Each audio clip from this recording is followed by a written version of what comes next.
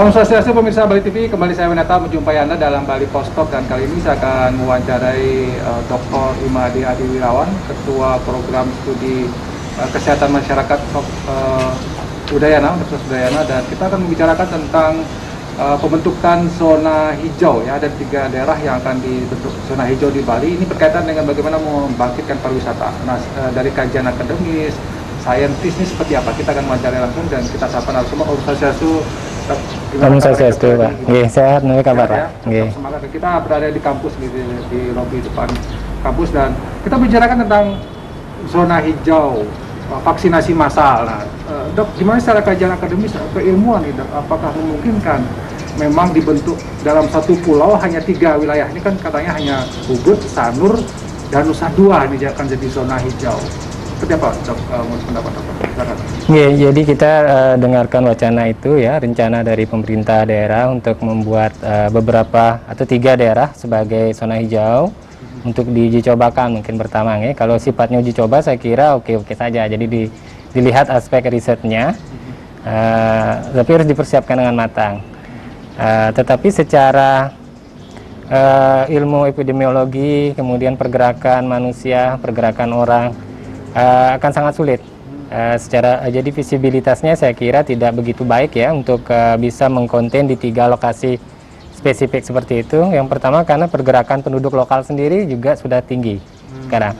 Apalagi ditambah dengan adanya wisatawan juga kan pergerakannya kan tidak bisa di 3 lokasi ini saja, akan sangat tinggi. Nah, menjadikan zona hijau itu kan ada beberapa indikator yang harus dipenuhi. Yang pertama kan transmisi harus rendah, potensi transmisi rendah.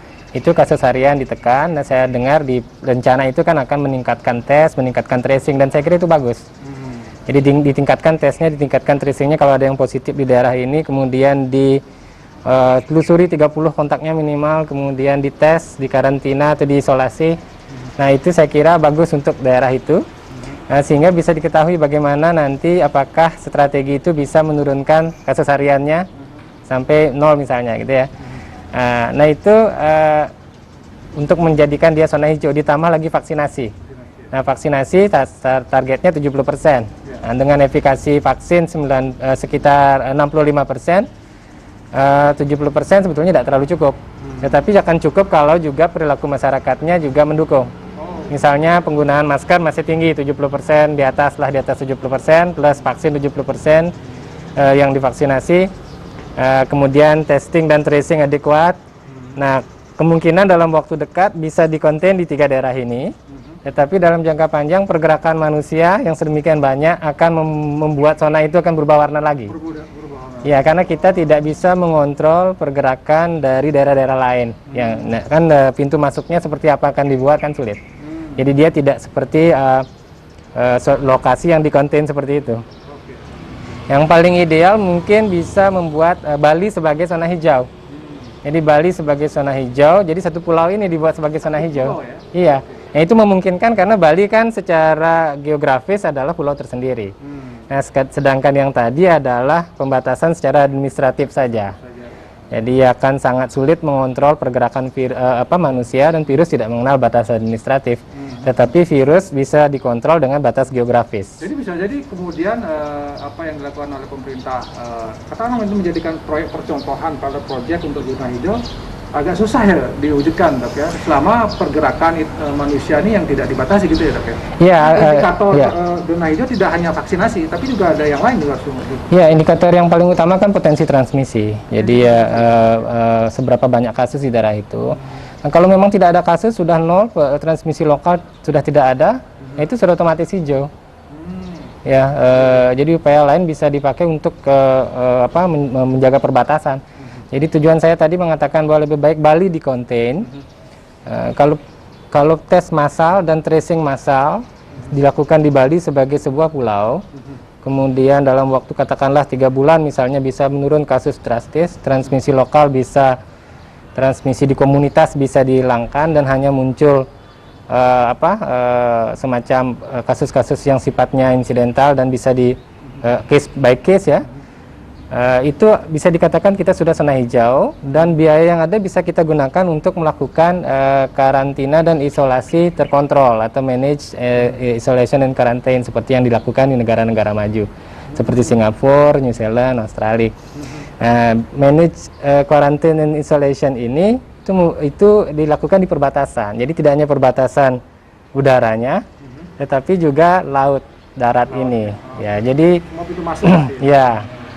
Jadi di sana akan ada upaya untuk mengkarantina dan mengisolasi semua yang datang, baik darat maupun ini. Jadi begitu dia masuk tidak boleh langsung beraktivitas. Isolasi itu berarti harus berapa hari itu? Ya kalau dari pedoman yang saat ini sudah banyak dipublikasikan di jurnal, paling ideal 7 hari. 7 hari? 7 hari ya kalau dia negatif ya. 7 hari. Jadi begitu jadi syaratnya yang paling ideal kemarin minimal 3 hari tes PCR ya, tes untuk ke persyaratan perjalanannya atau rapid antigen, tetapi kalau yang diusulkan pada baru pertama mungkin baru PCR saja. Untuk syarat kedatangan wajib PCR. Nah begitu sampai sebetulnya nggak perlu langsung dites. Jadi langsung ke manage isolation and quarantine selama 7 hari, hari ketiga kelima baru dites. Nah tesnya bisa dengan PCR atau rapid antigen. Ya, nah kalau itu negatif baru hari ke-7 keluar. Semua harus begitu, yang darat juga, yang udara juga. Untuk menjaga supaya Bali zona hijau.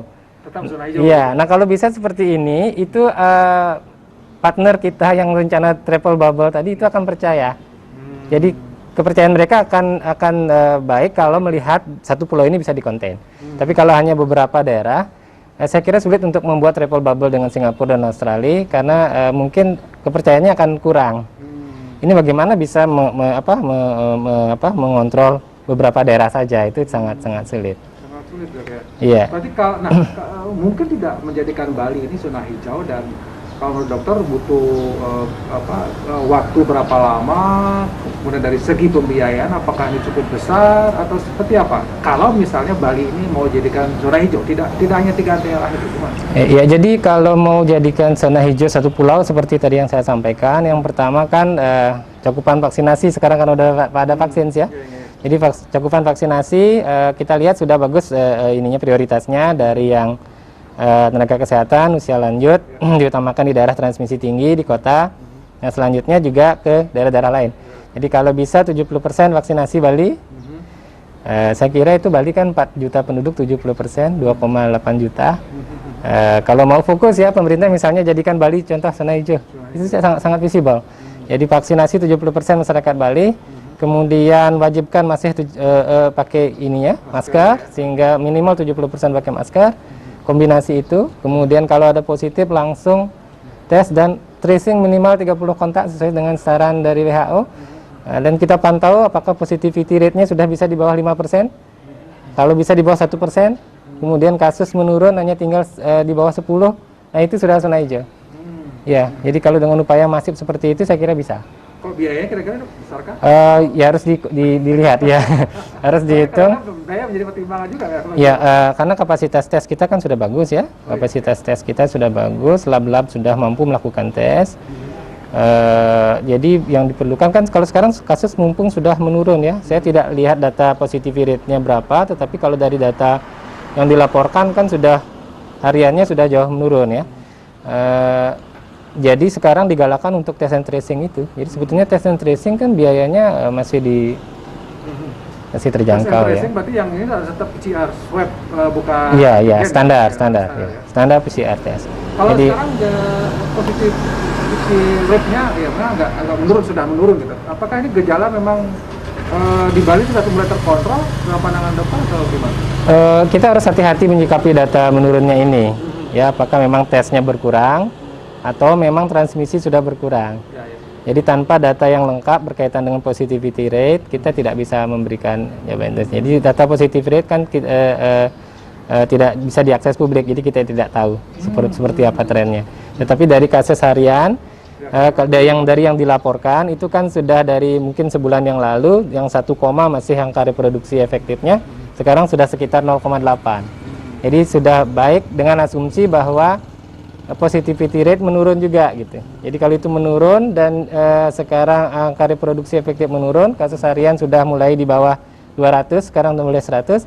Kalau terus trennya seperti ini bisa dipertahankan itu dengan tes dan tracing yang masif, saya kira kita ke arah yang lebih baik. Ditambah lagi coverage vaksinasi kalau bisa dipercepat. Sempat saya ada perbincangan juga dengan beberapa rekan yang medis dan segala macam. Kalau menyebutkan titik puncak gitu, apakah sudah terjadi di Bali atau ini masih seperti gaji naik turun gitu? Kalau kita lihat grafik yang data yang dilaporkan selama ini, itu kita melihat 2 kali puncak. Jadi ada di awal September kemarin puncak pertama, kemudian pertengahan Januari kemarin puncak kedua. Iya, dengan asumsi bahwa under reporting atau pelaporan yang kurang karena kurang tes dan sebagainya, kurang tracing itu konsisten dari awal.